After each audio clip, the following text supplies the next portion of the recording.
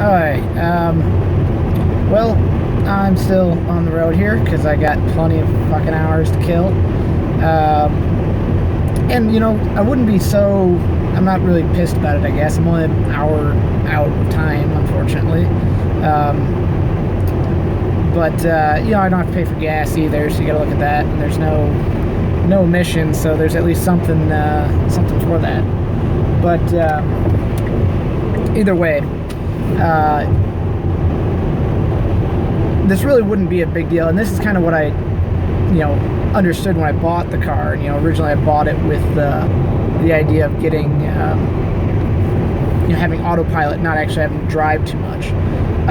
Well, that's not happening right now because it only goes up to 55, and the speed limit's 70 on this road, so I really couldn't go 55, and that'd take a really long time to get there.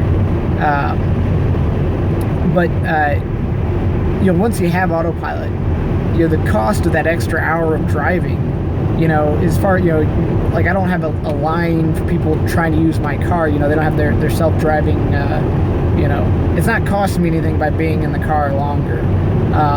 Because if I have autopilot and I can get, you know, if I can pay 80% attention to my work and 20% attention to the road, I mean, especially on these roads here.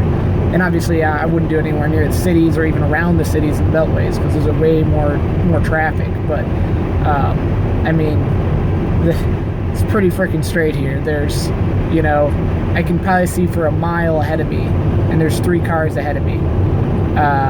And it's dead straight for, you know, 100 miles at a time. I mean, since I left Des Moines, I still got, let me see how many miles I got. I have 55 miles before I have to get off 80, and essentially these next 55 miles doesn't deviate more than a few degrees at any one time. So, like, you know, I'm sure autopilot would work for this situation already, especially in clearer conditions. And even then, I don't think I'd probably, once I have autopilot, I don't think I'd probably even trust it in the harder conditions where there's lots of rain and, you know, things that might make it a little bit tougher for it to you know, pay attention.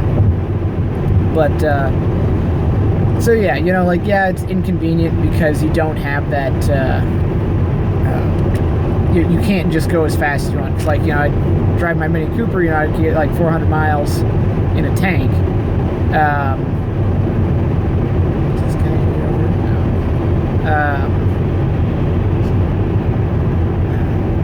think that was somebody actually knew if I was passing. Either way, yeah, it doesn't really cost you nearly as much because, you know, what you're using your car, and yeah, it depreciates a lot, you know, especially this thing per mile.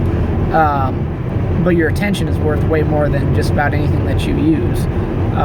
So not having to pay full attention, oh crap, I got to go an extra hour, doesn't really matter because, you know, my car is my office at that point. And, you know, like my phone, I just got a new phone plan because I can get unlimited on it. And it's like, well, now it doesn't, you know, there's not even a limitation that, well, there's some things I can do on the road that I can't, or there's some things I can't do on the road that I could do otherwise. But when you have unlimited bandwidth, I mean, not bandwidth, data, I guess, but, and, you know, with 4G connections the way they are, you know, it's not really a big deal.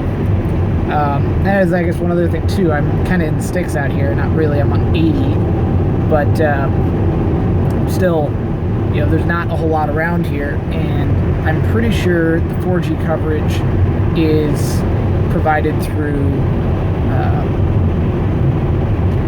Sprint, I think, and their network coverage is not that great. I've ran into multiple times where it just doesn't work. Like right now, I paused the song, but it doesn't even load. I was going to skip it, and it couldn't load the next one in. And that was a couple miles ago, and still just kind of sitting there thinking. So there are some, you know, not so niceties with this car, but you know, originally when I bought this car, it was supposed to be getting the autopilot update that day, or not that day, that week. It was the end of the year, and they're supposed to be by the end of the year. Well, they did some really limited rollout, and then more limited stuff, and so, you know, here it is, almost 4 months later from when they originally said they're going to release all the stuff, and I can only go 55 with autopilot, whereas autopilot hardware version 1, you get I think you can do 5 over up to like 75 miles per hour, maybe 80, which is great. And at this point, I'm almost thinking I should have gotten a used autopilot 1, like 85 or 75 or whatever is about similar capacity. I don't know what, because they changed their model divisions up, and I think a lot of them were 85s. I think you had the 85, and then you had the 100.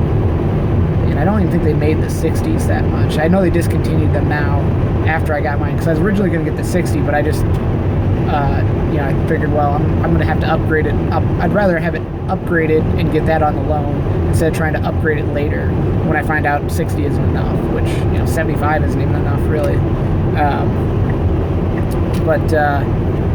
Yeah, so pluses and negatives, but yeah, right now I'm going down to Manhattan, Kansas, going to pick up my friend, and then we're going to drive to Kansas City for a Bitcoin meetup, which is a little ways of a drive, but figured what the heck, already out this direction, might as well. And I don't think he hasn't been exposed as much to the Bitcoin and cryptocurrency sphere, so figured that'd be a good thing. It's a smaller meetup. I think for Kansas City you'd have more, but either way, figured why not. And then probably gonna stay in Manhattan for a couple days, but and then back to Des Moines for another Bitcoin meetup. They're having their first one. Apparently the group had started and now it's restarting again. So I'm gonna go to Des Moines, and then from Des Moines I gotta go down to Hannibal, Missouri. So putting a lot of miles on this car this last 2 weeks here, or these last week, this week. But yeah, to the west, farther west in Iowa here, a lot more windmills out and about. The western half of Iowa always has more wind, especially northwestern, and we're about west central. So kind of interesting, you can see the wind resources as you change, as you move further west. But yeah, not too far of an uncommon sight in Iowa, actually. We have the highest percentage of our energy provided by wind out of any state, and I think it's pretty high, actually. I want to say it's like 20 or 30%, but I don't know the numbers for sure. But not a whole lot out here other than that. Some farms, some wind turbines, and a lot of straight stretches of road. Of course, it's like the only 2 curves there are for the next 40 miles. But we're at the Council Bluff Supercharger station. Got plugged in here. Got a charge for like 40 minutes or something like that. Made it here with 27% charge. Kind of interesting. I see this. These must be a little bit older. Fed from Supercharger 1. This is also fed from Supercharger 1. So it must be kind of a split thing to do reduced cost. But it's in the back side of a shopping center here, TJ Maxx. But I think I'm gonna go over to Panda Express and get. Alright, we're in the Flatlands, western Iowa, almost on the Nebraska border here. Let's see, 11% to make it to Topeka, and pretty frickin' flat here. The whole thing is like right on the average for the last 30 miles. So not a whole lot of elevation change or direction change. Have a nice little bit of tailwind, so we're getting even at 78, 310 watt hours a mile. So that's really helping make some good time down at Topeka. But yeah, I'm gonna have to come off of US 136 here and take some more of the back roads, unfortunately, to get there because it's not a direct shot. But yeah.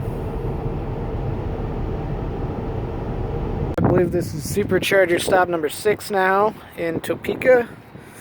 It's at the back end of an Arby's and a big shopping center. So I already had the Euro here, so I think I'm just going to get a shake or something and sit down and get some work done while it charges.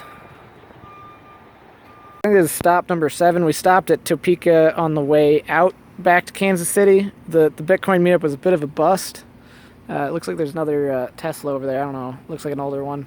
There's only one other guy there, but we had an interesting conversation nonetheless. So we made it back here with like 14 miles, and we're charging at 61 miles per hour. So we got a little close to the end there, but we were kind of late to the meetup to begin with. So yeah, so that's about it for today. Go back to Manhattan and call it a day.